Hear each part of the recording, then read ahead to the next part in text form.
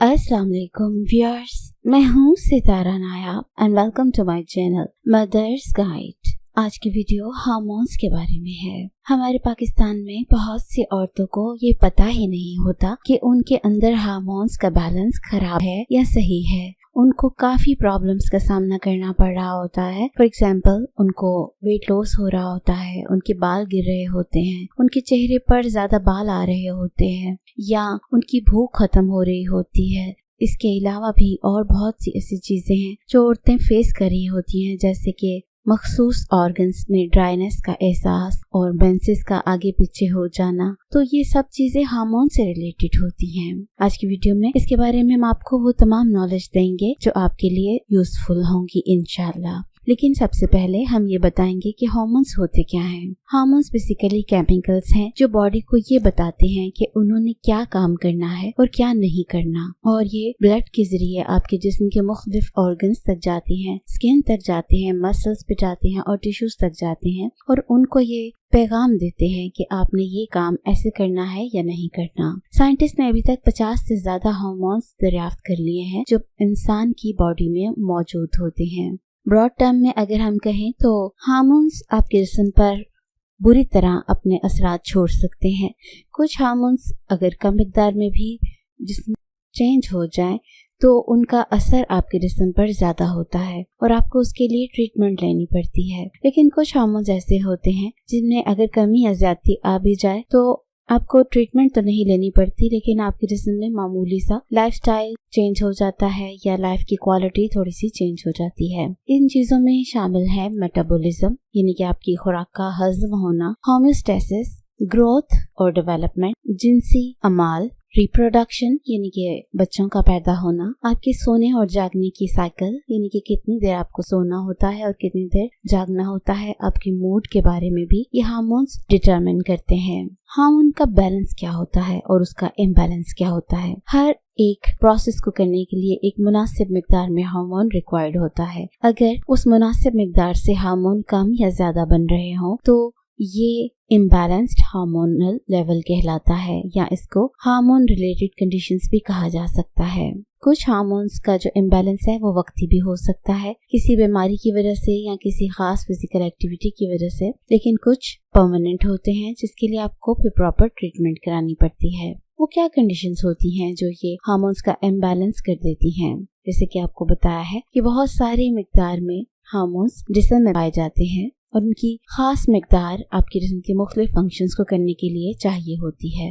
अगर ये मिकदार ठीक ना हो तो जो सबसे पहले चीज खासतौर पे औरत को देखने को मिलती है वो होते हैं इर्रेगुलर मेंसेस, यानी कि औरत को या तो जल्दी मेंसेस आने लग जाते हैं या महीना स्किप करके आने लग जाते हैं, यानी कि उसकी साइकिल रेगुलर नहीं होती, जैसे कि आम साइकिल 28 डेज की होती है। तो अगर आपका पीरियड ठीक टाइम पे नहीं आते तो ये सबसे बड़ी आपके लिए अलामत होती है कि आपके अंदर हार्मोन्स की प्रॉब्लम चल रही है। दूसरा कॉज ये जो करती है वो ये है कि आप में इनफर्टिलिटी कर देती है। इनफर्टिलिटी का मतलब ये होता है कि आप में ये एबिलिटी नहीं रहती कि आप बच्चे को पैदा कर सकें। औरतों में ये प्रॉब्लम PCOS या एनओव्यूलेशन के तौर पे पाई जाती है, और आदमियों में ये आमतौर पर फर्टिलिटी कम हो जाती है या उनमें टेस्टोस्टेरोन का लेवल कम हो जाता है। फिर अगर आपके जिस्म पर कुछ दाने बन जाते हैं जिनमें आपको खारिश होती है तो ये वजह ये होती है कि आपके जो स्किन की ग्लैंड्स हैं वो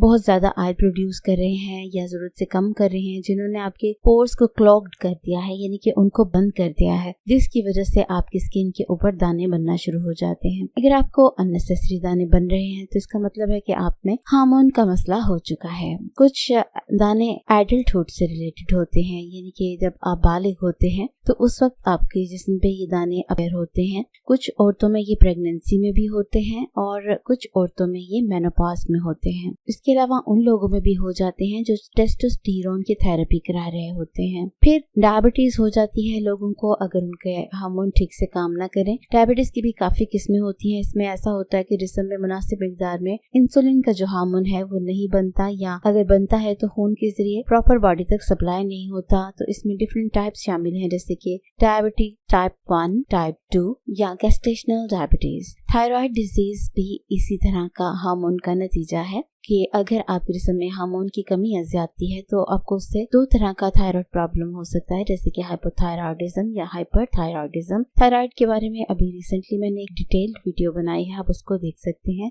लिंक उसका मैं आई बटन में दे दूंगी। ओबेसिटी, फिर कई औरतें इतना कम खाती हैं लेकिन उनको बहुत ज्यादा मोटापा होता है और उनके जिस्म की शेप बड़ी अजीब सी हो जाती है, किसी हिस्से पे बहुत ज्यादा मांस आ जाता है, किसी जगह पे बहुत कम आता है, और इसका जो रिलेशन होता है वो ज्यादातर कोर्टिसोल हार्मोन से होता है या थायराइड की कमी या ज्यादती की वजह से होता है। तो ये भी हार्मोन जो उनसे मसले रिलेटेड होते हैं। अब अगर हम इनकी अलामात की बात करें तो जिसमें जो आम हार्मोन्स हैं उनकी कमी या ज्यादती से आपको सबसे पहले तो मेटाबॉलिज्म ही डिस्टर्ब हो जाता है। उससे आगे निशानियां ये होती हैं कि आपकी हार्ट बीट या बहुत ज्यादा स्लो हो जाती है, दिल बहुत तेज तेज धड़कने लग जाता है, या आपका वजन बहुत ज्यादा बढ़ जाता है, या आपका वजन बहुत कम होने लग जाता है, आपको जिस्म टूटा टूटा थका हुआ रहता है, आपको कॉन्स्टिपेशन रहती है, या आपको डायरिया रहता है और आपको बार बार से मोशन आते हैं। फिर आपके हाथ पांव सोने लगते हैं, उनमें सुइयां सी चुभने लगती हैं। फिर आपके जिस्म में कोलेस्ट्रॉल का लेवल बढ़ने लग जाता है, डिप्रेशन और एंजाइटी बढ़ने लग जाती है, आपसे बहुत ज्यादा सर्दी और बहुत ज्यादा गर्मी बर्दाश्त नहीं होती, आपकी स्किन खुरदरी,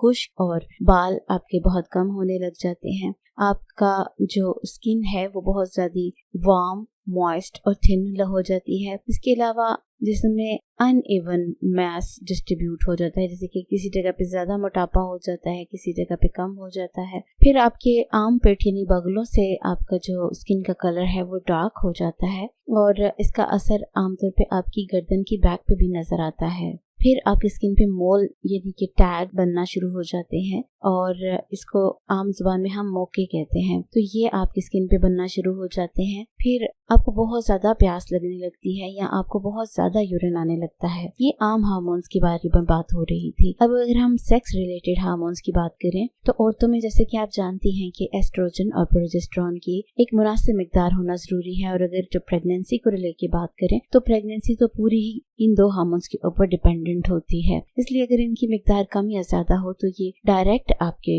लाइफ पर असरअंदाज होती है। इसकी कमी या ज्यादती की निशानियां ये होती हैं कि आपके चेहरे पर, चेस्ट पर या अपर बैक के ऊपर दाने निकल आते हैं, आपके बाल बहुत ज्यादा गिरने लगते हैं, आपको बहुत हैवी पीरियड्स आने लग जाते हैं, आपको जिस्म के मुख्तलिफ हिस्सों पे बहुत ज्यादा बाल आ जाते हैं, आपको एकदम से बहुत ज्यादा गर्मी के झोंके महसूस होते हैं जिस्म में, ऐसे लगता है एकदम से जिस्म तप गया है, इसको हॉट फ्लैशेस कहा जाता है। फिर इनफर्टिलिटी हो जाती है यानी कि आप बच्चा पैदा नहीं कर पाती। फिर आपके पीरियड्स इरेगुलर हो जाते हैं। फिर आपको सेक्स करने में इंटरेस्ट नहीं रहता। फिर आपकी जो वेजाइना है वो बहुत ज्यादा ड्राई हो जाती है, या एक और प्रॉब्लम होती है जिसे वेजाइनल एट्रोफी कहा जाता है। इसी तरह मेल्स में भी इसके असरात होते हैं। अगर उनमें हार्मोन का मसला हो तो उनके बाल जिस्म से बहुत कम हो जाते हैं, उनका जो इरेक्टाइल डिस्फंक्शन का मसला हो जाता है यानी कि उनका नफ्स टेढ़ा हो जाता है। फिर उसके अलावा उनको एक मसला हो जाता है कि उनकी ब्रेस्ट का साइज बहुत ही अजीब सा बड़ा सा हो जाता है, जिसको साइंटिफिक टर्म में गायनेकोमेस्टिया कहा जाता है। फिर उनमें भी इनफर्टिलिटी हो जाती है यानी कि उनमें बच्चा पैदा करने की सलाहियत नहीं रहती। फिर उनमें भी ये होता है कि इंटरेस्ट नहीं रहता सेक्स करने की तरफ, या ये होता है कि उनके मसल्स में से जो मांस है वो कम होना शुरू हो जाता है। तो ये वो निशानियां होती हैं जिससे आपको पता चल सकता है कि आपके जिस्म में हार्मोन का मसला है। इसके बाद ये हम डिस्कस करेंगे कि ये होता क्यों है। असल में इंसान की जिंदगी में चेंजेस तो आते ही रहते हैं, लेकिन कुछ पीरियड्स लाइफ के ऐसे होते हैं जिसमें बहुत ज्यादा मिकदार में ये चेंजेस आते हैं। इनमें एक तो प्यूबर्टी यानी कि जब आप बलूगत को पहुंचते हैं वो टाइम होता है, दूसरा प्रेगनेंसी होता है, तीसरा मेनोपॉज का टाइम होता है जब आपके पीरियड्स खत्म हो रहे होते हैं। इसके अलावा कुछ कंडीशंस होती हैं जिसमें लाजमी आपके हार्मोन्स डिस्टर्ब हो जाते हैं, जैसे कि अगर आप बहुत ज्यादा स्ट्रेस में हो, या आपको स्टीरॉयड यूज करते हो, या कोई खास किस्म की अद्वियात यूज करते हो। इसके अलावा कुछ क्रॉनिक कंडीशंस भी हो सकती हैं जिसमें ऐसा हो सकता है कि आपके जिस्म पे ट्यूमर हो जाए या कोई ऐसी ग्रोथ हो जाए, या आपके जो एंडोक्राइन ग्लैंड है जो कि सारे हार्मोन्स को कंट्रोल करता है वो डैमेज हो जाए, या उसमें कोई जख्म आ जाए, या ऑटो इम्यून कंडीशंस होती हैं। इनको भी हम डिस्कस कर लेते हैं। जो ट्यूमर होता है वो किसी भी ऑर्गन जो कि ग्लैंड ऐसा होता है जो कि हार्मोन प्रोड्यूस कर रहा होता है, उसके ऊपर कोई छोटी सी गिल्टी या कोई ऐसा ट्यूमर सा बन जाए या कोई नोड्यूल सा बन जाए तो उससे वो जो ग्लैंड है वो अपनी एबिलिटी खो देता है और वो मुनासिब मिकदार में हार्मोन को रिलीज नहीं करता और मसला हो जाता है। इसके अलावा भी कुछ ऐसी ग्रोथ्स हो जाती हैं जो कि लिम्फ के फूल जाने की वजह से या थायराइड के कुछ नोड्यूल्स फूल जाते हैं, उसकी वजह से भी आपको ये ग्रोथ्स हो जाती है, यानी कि कुछ ना कुछ गिल्टियां टाइप बन जाती हैं या ट्यूमर। तो ये एक वजह होती है। दूसरी चीज होती है कि अगर आपके एंडोक्राइन ग्लैंड किसी सर्जरी की वजह से या किसी एक्सीडेंट की वजह से डैमेज हो जाए या आपके एंडोक्राइन ग्लैंड में ब्लड का फ्लो जो है बहुत ज्यादा हो जाए या बहुत कम हो जाए या कोई बैक्टीरिया या वायरस ऐसा हो जो आपको इलनेस कर दे, उससे ये आपका ग्लैंड सही से काम करना बंद कर दे, या आपने कोई रेडिएशन की ऐसी थेरेपी ली हो जिसकी वजह से आपके एंडोक्राइन ग्लैंड में मसला हो गया हो, या आपके दिमाग में कोई ट्रॉमा हुआ हो एकदम से, उसकी वजह से भी ये मसला हो जाता है। तीसरी चीज होती है ऑटो इम्यून कंडीशन। आमतौर पे जो इंसान का इम्यून सिस्टम होता है वो आपके जिस्म को बीमारियों से बचाता है, लेकिन कई दफा ऐसा होता है कि सिस्टम कंफ्यूज हो जाता है या इसमें कोई ऐसा मसला हो जाता है कि वो आपके ही सिस्टम के मुख्तलिफ ऑर्गन्स के ऊपर अटैक कर देता है, जिसकी वजह से वो ऑर्गन्स अपने हार्मोन्स बनाने छोड़ देते हैं या उनकी क्वांटिटी खराब हो जाती है, जिससे आपको हार्मोनल इम्बैलेंस का सामना करना पड़ता है। इन प्रॉब्लम्स में जो पहली है उसे हैशिमोटोस डिजीज कहा जाता है, दूसरी को ग्रेव्स डिजीज कहा जाता है, तीसरी डायबिटीज 1 टाइप है और फिर चौथी है एडिसन्स डिजीज और पांचवी है पॉलीग्लैंडुलर सिंड्रोम। तो आपने देख लिया होगा कि हार्मोन की कमी या ज्यादती की वजह से कितना ज्यादा मसला हो जाता है, इसलिए आपको अलर्ट रहना चाहिए। बल्कि इस वीडियो को उन बहनों के साथ शेयर करें जिनको नहीं पता कि उनके जिस्म पे ये जो तब्दीलियां आ रही हैं उनके पीछे जो असल वजह है वो हार्मोन्स का है। मेरी कोशिश होती है कि मैं अपनी सारी बहनों को वो तमाम नॉलेज दूं जो उनको आज तक नहीं प्रोवाइड की गई, ताकि वो अपनी सेहत का और अपने बच्चों की सेहत का बहुत अच्छे से ख्याल रखें और वो लापरवाही में या अनजाने में नुकसान ना उठा पाएं। आपको ये वीडियो कैसी लगी? अपनी फीडबैक जरूर देते रहिए। Take care. अल्लाह हाफिज।